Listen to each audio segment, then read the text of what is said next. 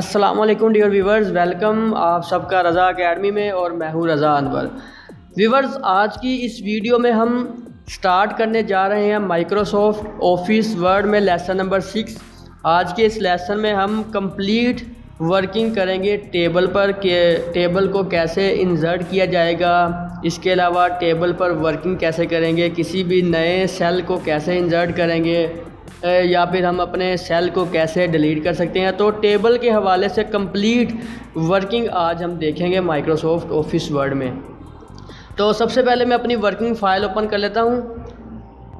Lesson को start करने से पहले आपसे रिक्वेस्ट है कि अगर अभी तक आपने मेरा चैनल रज़ा एकेडमी सब्सक्राइब नहीं किया तो मेरा चैनल सब्सक्राइब कर लें और साथ लगे घंटी के आइकन को भी प्रेस कर लें ताकि हर आने वाली नई वीडियो सबसे पहले आप तक पहुँच सके। तो ये हमारी वर्किंग फ़ाइल है जिसको हम डे 1 से एडिट कर रहे हैं। आज हमने इसमें टेबल की वर्किंग को देखना है। मैं यहाँ पर एक ब्लैंक पेज पर टेबल को इंसर्ट करने के बारे में आपको बताने जा रहा हूँ। मैं इसको जूम कर लेता हूँ ताकि सब कुछ क्लियर नज़र आए।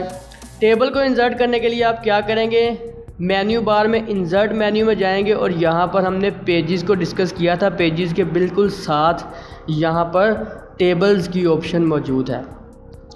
टेबल की ऑप्शन का यूज़ करके आप टेबल को इंसर्ट कर सकते हैं। यहाँ पर काफ़ी ज़्यादा बॉक्सेस आपको नज़र आ रहे हैं। इन बॉक्सेस के ज़रिए आप अगर कर्सर को इनके ऊपर लेकर आएंगे तो आपका टेबल जो है वो इंसर्ट होना शुरू हो जाएगा।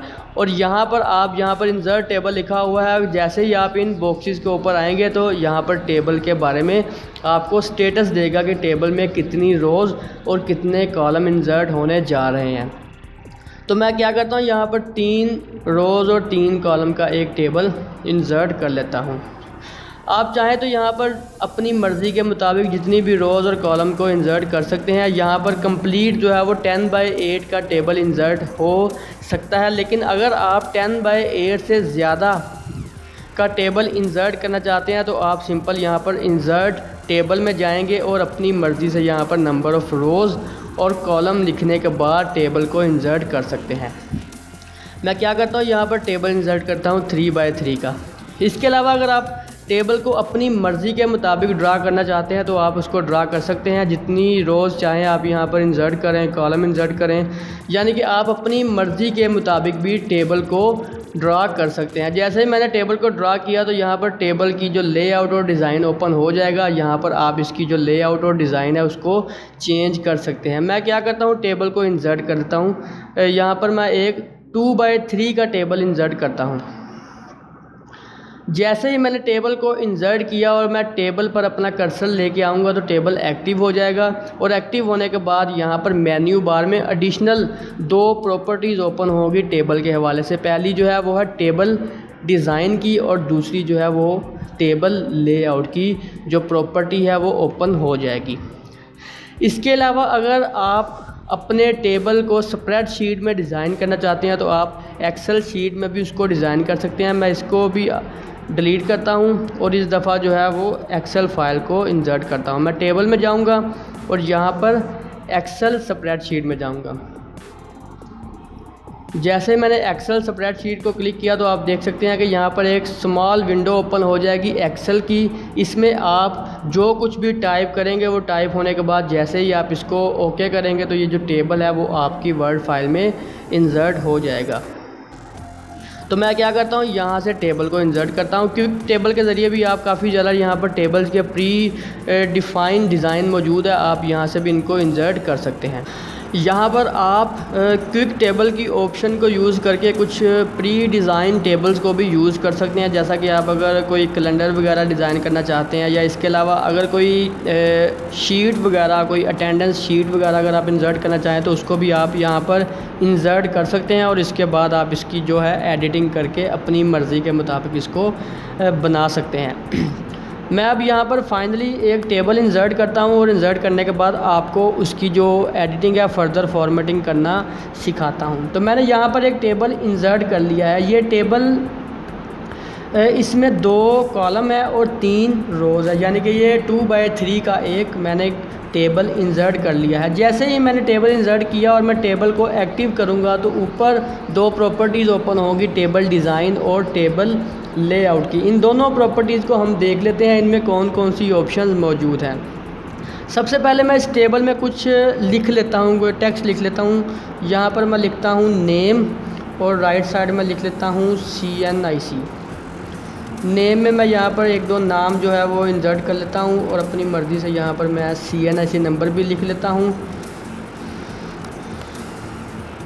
ओके, मैंने यहाँ पर जो है वो दो नाम और दो CNIC नंबर इंसर्ट कर लिया। अब हम क्या करते हैं, इस पर जो है वो अपनी फॉर्मेटिंग करते हैं। मैं टेबल को सेलेक्ट करूँगा। सबसे पहले टेबल पर एक स्टाइल अप्लाई कर लेते हैं। टेबल पर स्टाइल अप्लाई करने के लिए आप टेबल डिज़ाइन में जाएंगे और यहाँ पर किसी भी स्टाइल को यूज़ करके अपने टेबल पर अप्लाई कर सकते हैं।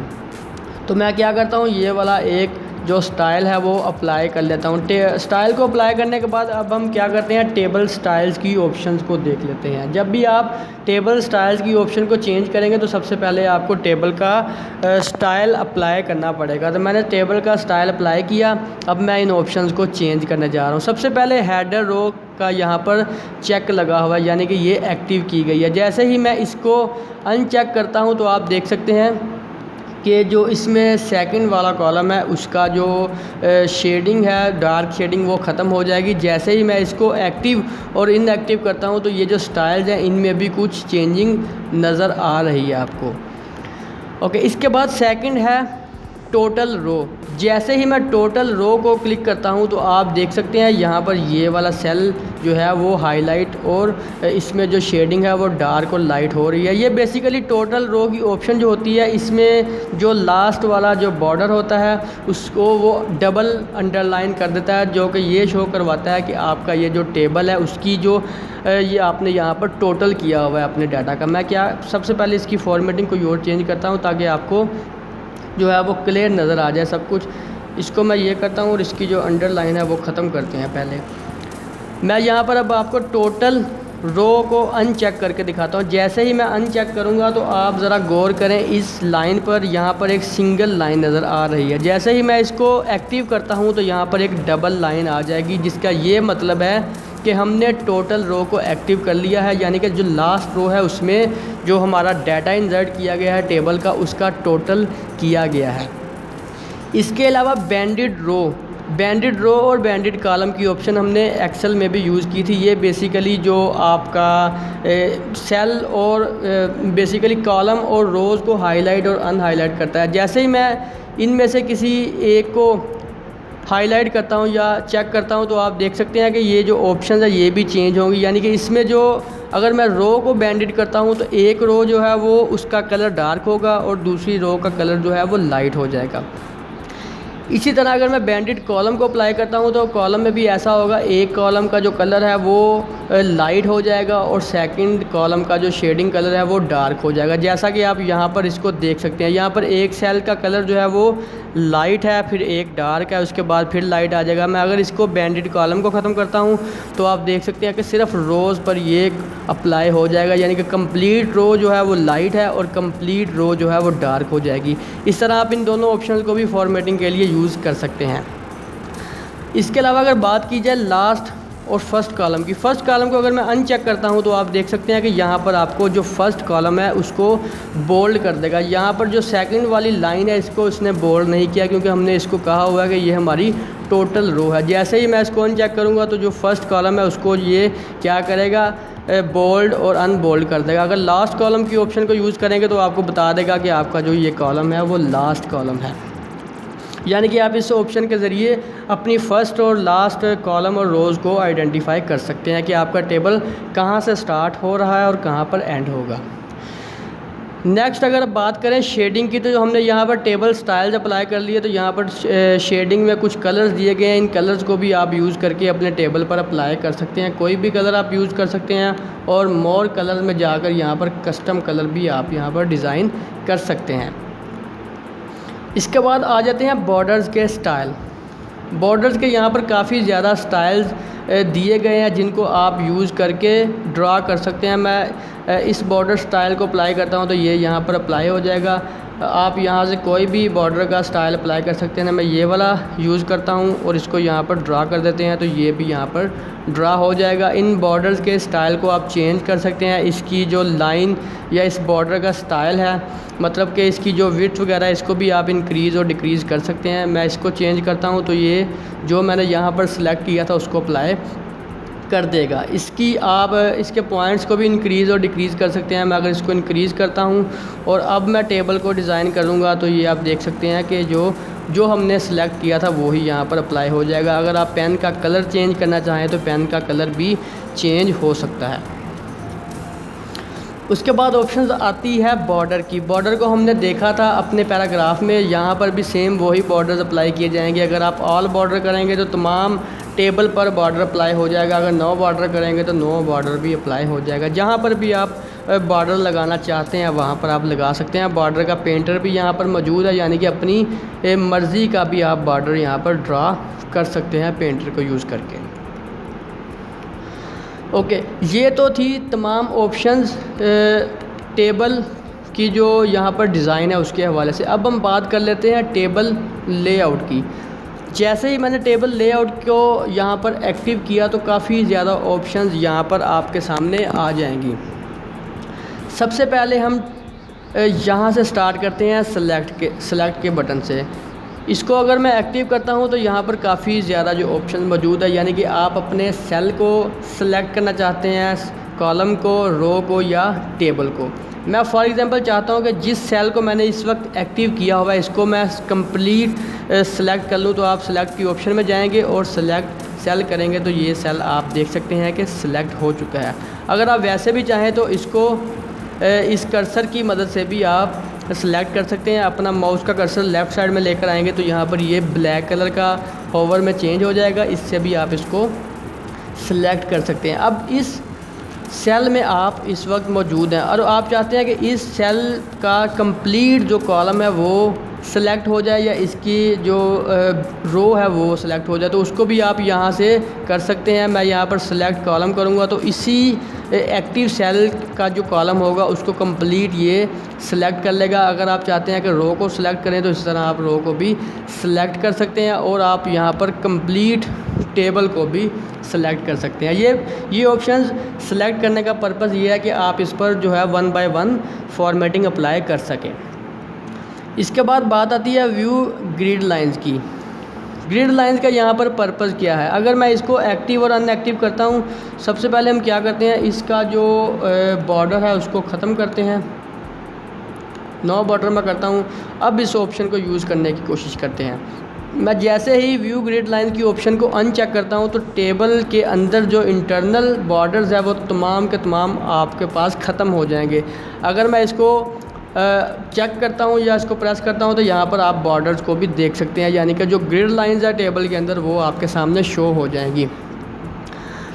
इसके बाद प्रॉपर्टीज़ की बात करते हैं तो टेबल की प्रॉपर्टीज़ मौजूद हैं। यहाँ पर आप टेबल की फॉर्मेटिंग कर सकते हैं। टेबल को अलाइन करना चाहते हैं पेज के सेंटर में, राइट में, लेफ़्ट में, जहाँ पर आप चाहें अलाइन कर लें। इसके अलावा इसकी रोज़ की हाइट और कॉलम की हाइट वगैरह को भी चेंज कर सकते हैं। सेल के स्टाइल को, सेल की जो फॉर्मेटिंग है, अलाइनमेंट वगैरह उसको भी चेंज कर सकते हैं और आल्टरनेट टेक्स्ट भी लिख सकते हैं कि आपके टेबल का आल्टरनेट टेक्स्ट क्या होगा। अगर टेबल जो है वो आप डिलीट करेंगे तो जो अल्टरनेट टेक्स्ट है वो यहाँ पर आपका आ जाएगा। यहाँ पर भी आप टेबल की फॉर्मेटिंग कर सकते हैं। नेक्स्ट बात करें ड्रॉ टेबल की, तो जब हमने टेबल डिज़ाइन में या इंसर्ट में टेबल को यहाँ पर ड्रा किया था तो बेसिकली यही ऑप्शंस वहाँ पर एक्टिव हुई थी जिसमें हम टेबल को ड्रा करते हैं। अगर मैं इस ऑप्शन को यहाँ पर यूज़ करूँ तो हम यहाँ पर टेबल को ड्रा कर लेंगे और ड्रा करने के बाद यहाँ पर टेबल जो है वो एक ड्रा हो जाएगा, एक सेल ड्रा हो जाएगा। हम इस तरह से पूरा टेबल भी ड्रा कर सकते हैं। अगर आप इरेज़र का यूज़ करेंगे तो इसको आप डिलीट भी कर सकते हैं। ओके, इन ऑप्शंस के बाद अगर बात करें नेक्स्ट हमारा टैब जो है वो रोज़ एंड कॉलम्स का है, जिसमें हम रोज़ एंड कॉलम को डिलीट, इंसर्ट और स्प्लिट वगैरह भी कर सकते हैं। मैं चाहता हूँ कि जो मैंने यहाँ पर ये सेल एक्टिव किया हुआ है ये डिलीट हो जाए, तो मैं डिलीट के ऑप्शन में जाऊँगा और लिखूँगा यहाँ पर डिलीट सेल, तो ये सेल जो है वो हमारा डिलीट हो जाएगा। अगर आप यहाँ पर कंप्लीट कॉलम को नेम वाला कॉलम डिलीट करना चाहते हैं तो डिलीट कॉलम करेंगे, कंप्लीट कॉलम डिलीट हो जाएगा। इसी तरह आप रो को भी डिलीट कर सकते हैं। नेम और CNIC ये वाली रो जो है वो आपकी डिलीट हो जाएगी, या जिस रो को भी आप डिलीट करना चाहते हैं वो इस तरह से डिलीट कर सकते हैं। इसके अलावा डिलीट टेबल पर क्लिक करेंगे तो कंप्लीट टेबल आपका डिलीट हो जाएगा। फर्दर अगर हम मूव करें तो इंसर्ट की ऑप्शंस मौजूद है। यहाँ पर आप टेबल में रोज़ और कॉलम को इंसर्ट कर सकते हैं। 4 ऑप्शन मौजूद है, 2 ऑप्शन जो है वो रोज़ के हवाले से या 2 ऑप्शन जो है वो कॉलम के हवाले से। अगर मैं इंसर्ट अबव करूँगा तो जो मेरा सेल एक्टिव होगा उसके ऊपर वाली साइड में एक जो है वो रो इंसर्ट हो जाएगी। ये रो को इंसर्ट करने के लिए है। अगर आप एक्टिव सेल के नीचे एक रो इंसर्ट करना चाहते हैं तो इंसर्ट बिलो करेंगे तो नीचे एक रो इंसर्ट हो जाएगी। इसी तरह अगर आप कॉलम को भी इंसर्ट करना चाहते हैं लेफ़्ट या राइट तो आप लेफ़्ट और राइट की ऑप्शन को यूज़ करके जो है वो कॉलम को इंसर्ट कर सकते हैं। इसके बाद बात करते हैं मर्ज की, स्प्लिट सेल और स्प्लिट टेबल। मैं आपको मर्ज के बारे में बताने से पहले एक और यहाँ पर एक टेबल डिज़ाइन करता हूँ, फिर आपको जो है वो मर्ज की अच्छे तरीके से समझ आएगी। मैं टेबल में जाता हूँ और यहाँ पर एक टेबल जो है वो इंसर्ट करता हूँ। सबसे पहले मैं क्या लिखता हूँ, यहाँ पर नेम और यहाँ पर लिखता हूँ सब्जेक्ट, और सब्जेक्ट के नीचे जो है वो मैं सब्जेक्ट लिख देता हूँ इंग्लिश, उर्दू, मैथ और फिज़िक्स। मैंने क्या किया, यहाँ पर जो है वो एक टेबल इंसर्ट किया। इसकी जो फॉर्मेटिंग है इसका साइज़ जो है इस्तेमाल करता हूँ ताकि क्लियर नज़र आ जाए। ओके, अब मर्ज की ऑप्शन को हम यूज़ करते हैं। मैं चाहता हूं कि जो मेरे ये सब्जेक्ट हैं इनके ऊपर सब्जेक्ट की हेडिंग जो है वो तमाम के ऊपर सेंटर में आ जाए। तो इस पर्पज़ के लिए हमें क्या करना पड़ेगा, इन तमाम सेल्स को मर्ज करना पड़ेगा। अभी फ़िलहाल मर्ज की ऑप्शन में ये मर्ज सेल की ऑप्शन जो है वो हाईलाइट नहीं है, लेकिन जैसे ही मैं मल्टीपल सेल्स को सिलेक्ट करूँगा तो ये मर्ज सेल की ऑप्शन आपके सामने आ जाएगी। जैसे ही मैं मर्ज सेल को क्लिक करूँगा तो तमाम सेल जो है वो आपस में मर्ज हो जाएंगे। मर्ज करने के बाद मैं क्या करता हूँ, इनको सेंटर में अलाइन कर लेता हूँ टेक्स्ट को। तो मेरे तमाम ये जो सब्जेक्ट हैं इनके ऊपर सब्जेक्ट का जो टाइटल है वो आ जाएगा। इसी तरह अगर आप 2 रोज़ को भी मर्ज करना चाहें तो आप इनको भी मर्ज कर सकते हैं। तो मैंने इसको भी मर्ज कर लिया। अगर आप स्प्लिट सेल और स्प्लिट टेबल करना चाहें तो वो भी आप कर सकते हैं। मैं चाहता हूँ कि इस सेल को स्प्लिट कर लूँ। स्प्लिट से मुराद ये है कि इस सेल को मैं तोड़ दूँ कितने और सेल्स में और कितने और रोज़ में या कॉलम्स में। तो मेरे पास पहले 1 2 3 4 यहाँ पर कॉलम या सेल मौजूद थे। मैं चाहता हूँ इसको स्प्लिट करूँ और यहाँ पर 3 न्यू कॉलम इंसर्ट कर लूँ। तो यहाँ पर 3 न्यू कॉलम आ जाएंगे, 1 ये, 2 और 3।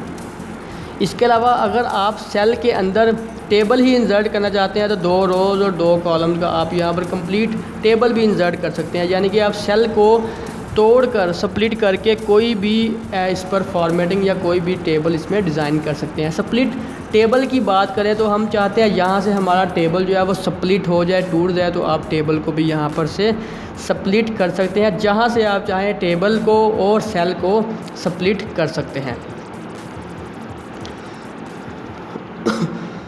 ओके, इसके अलावा बात करते हैं ऑटो फिट की। ऑटो फिट कंटेंट का क्या यहाँ पर मकसद है। मैंने यहाँ पर नेम और सब्जेक्ट ये सब कुछ लिखा हुआ है। तो इसमें क्या है, ये इस इंग्लिश के अल्फ़ाबेट के लास्ट में ये स्पेस मौजूद है। अगर मैं फिक्स ऑटो कंटेंट करूँगा, फिट करूँगा, तो ये तमाम कंटेंट जो है वो टेक्स्ट की विड्थ के लिहाज से जो टेबल को फिट कर देंगे। इसी तरह आप जो है वो ऑटो फिट विंडो भी कर सकते हैं, फिक्स कर सकते हैं कॉलम की विड्थ को भी। हाइट और विड्थ की बात करें तो आप यहाँ पर जो सेल है उसकी हाइट को भी इंक्रीज़ और डिक्रीज़ कर सकते हैं, इसकी विड्थ को भी इंक्रीज़ और डिक्रीज़ कर सकते हैं। ये 0.26 है, इसको मैं 0.40 करता हूँ तो आप देख सकते हैं कि जो इसकी विड्थ है वो थोड़ी सी इंक्रीज़ हो चुकी है। इसको मैं ज़्यादा करता हूँ ताकि आपको क्लियर नज़र आए। 0.70 करते हैं तो ये ज़्यादा हो जाएगा। तो इससे आप हाइट और विड्थ को भी इंक्रीज़ और डिक्रीज़ कर सकते हैं। डिस्ट्रीब्यूट रोज़ की ऑप्शन भी यहाँ पर यूज़ की जा सकती है रोज़ और कॉलम को डिस्ट्रीब्यूट करने के लिए। उसके बाद फर्दर अगर मूव करें तो अलाइनमेंट की ऑप्शन मौजूद है, जिसमें आप टेक्स्ट जो कि टेबल के अंदर मौजूद है उसको अलाइन कर सकते हैं। यहाँ पर 9 ऑप्शंस मौजूद हैं। सबसे पहले जो 3 ऑप्शंस है, ये जो टेक्स्ट है उसको लेफ़्ट, सेंटर और राइट में करने के लिए, लेकिन यहाँ पर 9 ऑप्शंस इसलिए हैं कि आप अपने टेक्स्ट को लेफ़्ट, सेंटर और राइट में करने के साथ साथ टॉप, सेंटर और बॉटम में भी कर सकते हैं, यानी कि वर्टिकली भी टेक्स्ट को अलाइन करेंगे और हॉरिजॉन्टली भी। ऊपर वाली जो 3 ऑप्शन है उनमें आप टेक्स्ट को सेंटर, लेफ़्ट और राइट में तो कर लेंगे, लेकिन जो टेक्स्ट है वो अपने ही सेल में टॉप पर रहेगा, यानी कि टॉप में रहेगा और लेफ़्ट में रहेगा, फिर टॉप में रहेगा और सेंटर में आ जाएगा, फिर टॉप में रहेगा और राइट में आ जाएगा। अगर आप सेकंड वाली 3 ऑप्शन को यूज़ करें तो टेक्स्ट है वो सेल के भी सेंटर में आ जाएगा और सेल के लेफ़्ट साइड में रहेगा, इसी तरह सेल के सेंटर में और बिल्कुल सेंटर में आ जाएगा, और इस तरह लेफ़्ट और सेल सेंटर में आ जाएगा। इस ऑप्शन को भी आप ऐसे ही चेंज कर सकते हैं। मैं इन ऑप्शन को इस टेक्स्ट पर यूज़ करता हूँ, तो मैं पहले यहाँ पर क्या करता हूँ, इसको टॉप लेफ़्ट में करता हूँ, फिर टॉप सेंटर करता हूँ, टॉप राइट करता हूँ, इसी तरह सेंटर लेफ़्ट, सेंटर सेंटर और सेंटर राइट, और इसी तरह बॉटम लेफ़्ट, बॉटम सेंटर और बॉटम राइट। इन 9 ऑप्शंस का ये यहाँ पर पर्पस था कि आप टेक्स्ट को किसी भी साइड पर ले जा सकते हैं। उसके बाद ऑप्शन आती है टेक्स्ट डायरेक्शन की। टेक्स्ट डायरेक्शन को यूज़ करके आप टेक्स्ट की डायरेक्शन को भी चेंज कर सकते हैं, कंप्लीट टेबल की डायरेक्शन भी चेंज कर सकते हैं, यानी कि वर्टिकली कर लें या उसको हॉरिजॉन्टली कर लें, आप अपनी मर्ज़ी के मुताबिक। सेल का मार्जिन भी यहाँ से चेंज किया जा सकता है। सेल का जो मार्जिन है वो आप कितना रखना चाहते हैं, टॉप से, बॉटम से, लेफ़्ट से और राइट से, जितना आप चाहें अपने टेबल को फॉर्मेट कर सकते हैं। सॉर्ट और फिल्टरिंग के ऑप्शन, यहाँ पर रिपीट हेडर रो की ऑप्शन भी मौजूद है। इसमें जो है वो आपकी जो हेडर रो है उसको रिपीट कर देगा। मैं जैसे ही रिपीट हेडर रो को क्लिक करूँगा तो ये जो फर्स्ट 2 रोज़ हैं इनको ये हेडर कंसीडर कर लेगा। कन्वर्ट टेक्स्ट टू टेबल को अगर मैं क्लिक करूँगा, ये जो टेबल है इस वक्त जिसको मैं चाहता हूँ कि ये टेक्स्ट में आ जाए, यानी कि ये जो है टेबल से निकल जाए, तो क्या करूँगा, टेबल को हाईलाइट करूँगा, कन्वर्ट टेक्स्ट टू टेबल में जाऊँगा और इसको ओके कर दूँगा, तो ये जो टेक्स्ट है वो टेबल से निकल जाएगा। अगर आप इसको दोबारा टेबल में लाना चाहते हैं तो तमाम अपना टेक्स्ट जो है वो सिलेक्ट करेंगे, इंसर्ट में जाएंगे और टेबल में जाएंगे। यहाँ पर कन्वर्ट टेक्स्ट टू टेबल की ऑप्शन मौजूद है और इसको यहाँ पर आप टेबल में अगेन इंसर्ट कर सकते हैं। और लास्ट में आप अपने टेबल में कोई फार्मूलाज भी यूज़ कर सकते हैं। फॉर एग्जांपल से यहाँ पर डिफरेंट फार्मूलाज हैं, एंड का, एवरेज, काउंट, ये तमाम फार्मूलाज जो है वो हमने एक्सेल में डिस्कस किए हुए हैं। तो ये थी हमारी कंप्लीट वर्किंग टेबल पर, जिसमें हमने टेबल को कंप्लीट फॉर्मेट करना सीखा, टेबल का डिज़ाइन, टेबल का लेआउट। तो वीडियो अगर आपको पसंद आई हो तो वीडियो को लाइक करें, शेयर करें, और अगर आपका कोई क्वेश्चन हो तो आप कमेंट करके पूछ सकते हैं। चैनल को ज़रूर सब्सक्राइब कर लें ताकि हर आने वाली वीडियो सबसे पहले आप तक पहुंच सके। तो मिलते हैं नेक्स्ट वीडियो में, तब तक के लिए अल्लाह हाफ़िज़।